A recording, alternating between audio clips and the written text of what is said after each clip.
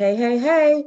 Normally we know that the block is hot, but did you know that the kingdom was hot too? Mm-hmm.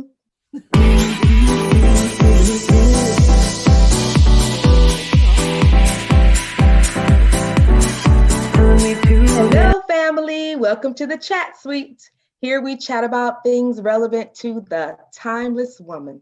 If you enjoy our conversation, hit that thumbs up. And just so you won't miss any of our weekly chats, go ahead and tap both the subscribe button and the notification bell. We welcome your feedback, so please comment on our chat below and also tell us what you like to chat about.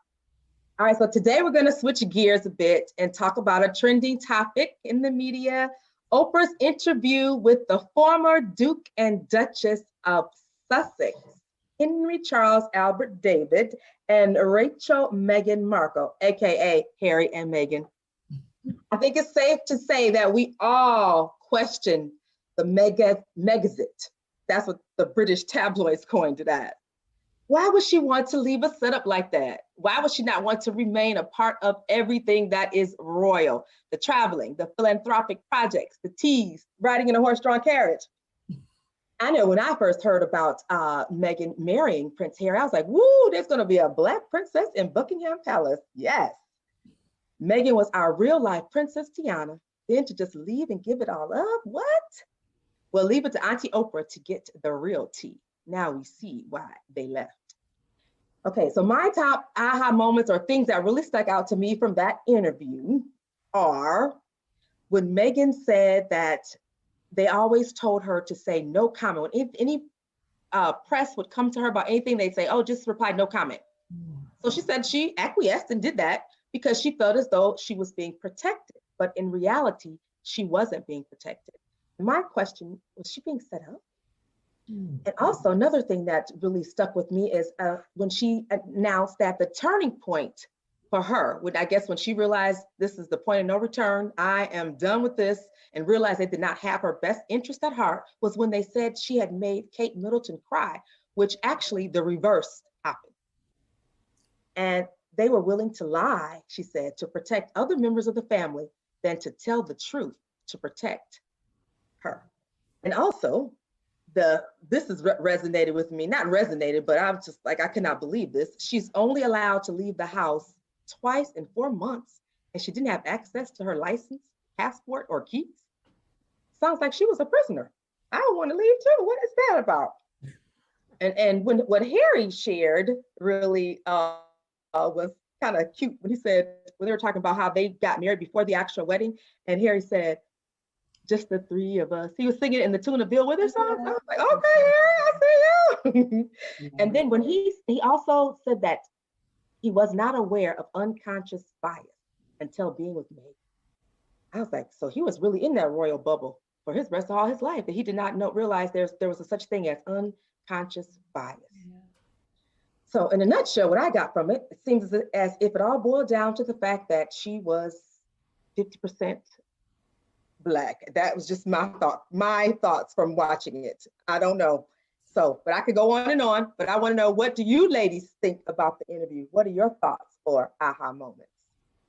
Wow. Well, I mean, Shani, you hit it in a nutshell. It was so, I remember when they were leaving, and I just thought to myself, what is going on? I mean, this is the moment that any girl has been waiting for, to be in a space like this where, you know, I used to laugh with people. I'm like, all she has to do is basically wake up and go to sleep, because you think about her being in this space and everything being done for her and clothes being laid out. And, you know, you're just imagining just like, what type of life is she really living as a princess? And so when they were deciding to exit, I thought, what has gone wrong? Like, why did I was just wondering, was she missing just like her American citizenship or her, you know, freedom in that way? Was it just too much, just everything, just all encompassing, where, you know, just the weight of that whole position was just too much on their back. But to sit, and when I really looked at this interview, and I thought to myself, this is unbelievable that in the 21st century, we are still having this conversation, you know, and that the royal family was, you know, allegedly so seemingly worried about whether or not the child would have a certain skin complexion, And that they were really looking at, as she said, like, this whole polarity between whether she was a villain and Kate was a hero. I mean, why try and pit these two women against one another? And you look at something like that and you're looking like white, black, and you're trying to pit them together. And I just thought to myself, why is this happening? And so I had a second thought on it when I was looking at it. And I thought to myself, well, in the royals' defense, they had not really dealt probably with anything like this before, having someone of a different race or mixed race or anything like this in their family. But then when I heard Harry near the end say, I tried to educate them. And that's when it resonated to me that I believed him when he said that. He tried to educate his family. He wanted to let them know who she was, what she was all about, maybe what they were coming up against. And maybe no one wanted to hear that. Maybe they were resistant to the change. And I just thought that was so sad because, I mean, the heart wants what the heart wants. Love is as it is. And he fell in love with her. She fell in love with him. And why couldn't they have this? And then to go as far as to talk about the security of this child, the security of the whole family, to her, to him, that we're just going to put you guys out there after the numerous death threats that they've had. I thought to myself, who could do this? This is your grandson, your great grandchild, your daughter-in-law. Like, why would you want to put them in harm's way? Like I said, it was so disheartening for me to hear anyone going through anything like that in the 21st century.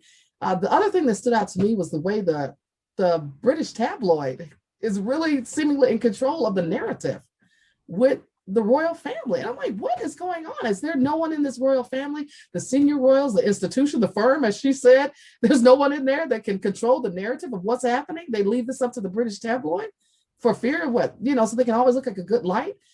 Very, very disheartening. I mean, like I just said, in 21st century, is this what we're still talking about? This is where we're still going. Very, very hurtful. I mean, family, chime in, tell us what you think about it. I mean, I'm still reeling just from, really listening to this and looking at everything and, hearing what is alleged out there and still seeing the manner in which they are trying to protect this family. They're still trying to protect them after they've turned their back on them. What'd you say, Sean? I said they're still trying to protect them because there's some things like he would not share certain the reason why, who said what or exactly specifics of what was said because he's still protecting his family, and that's amazing. But I just want to say how you say love is love, like the testament to me, that interview endeared them more to me again because they just seemed like they were just in love and he would do anything, he left his whole life for his wife, for his wife's well-being. And I just that was something to me. Right. To see that. I think a couple of things that struck me was, first of all, remember she was actually thinking about taking her life over this, just the pressure of it. Yes. Two, at one point she said, because I just thought it would be better for everyone.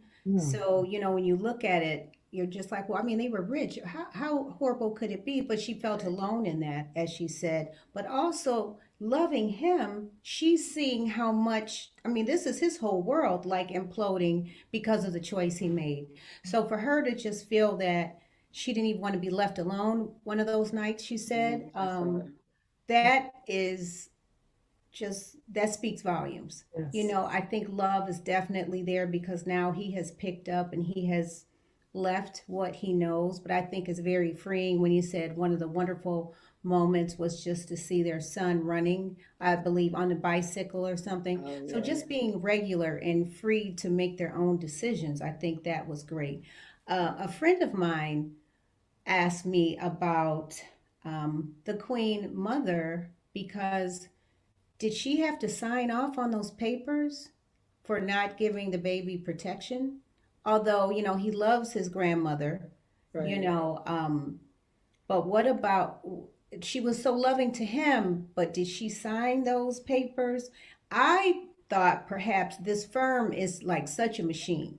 So on one end, when you have a firm like that, their PR, they should have seen this months ago and put everything in place. Right. Because that's what PR firms do. Right. They soften the blow. They know if everything takes a turn to the right, we know what to do. If it takes a turn to the left, we know what to do.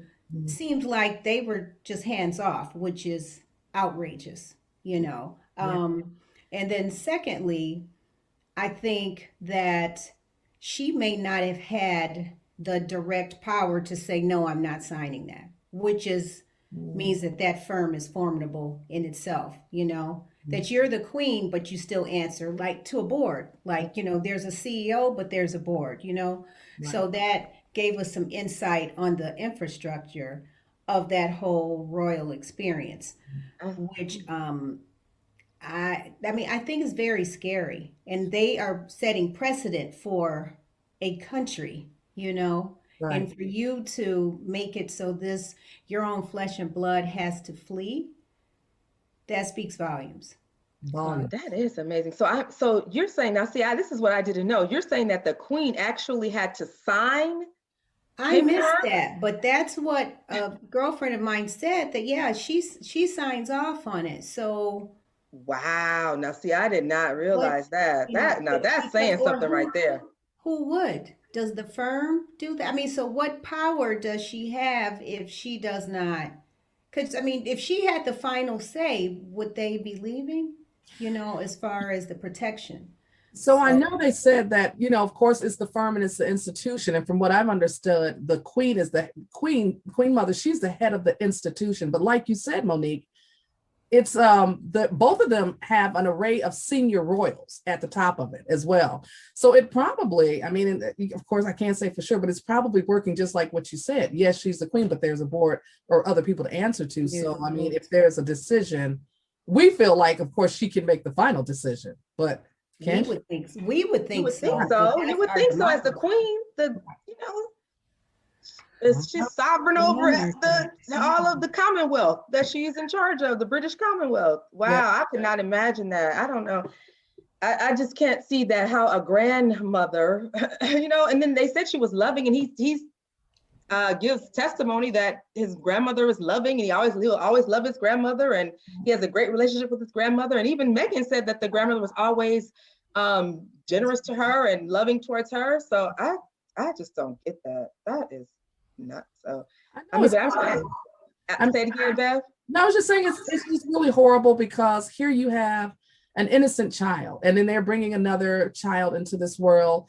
And then, you're talking about two people that love one another. And at the same time, we're still dealing with all these racial issues as they are. And her son having a space where he is to become who he is.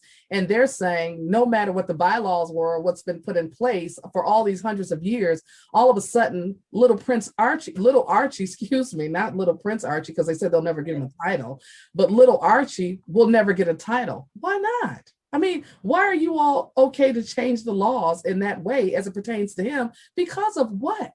Which, of course, on the interview, they would never say. They just wouldn't say it's because of, the fact of perhaps his race, or the fact that he has a certain percentage of, a different ethnicity within him. And so, again, still in protection of the palace.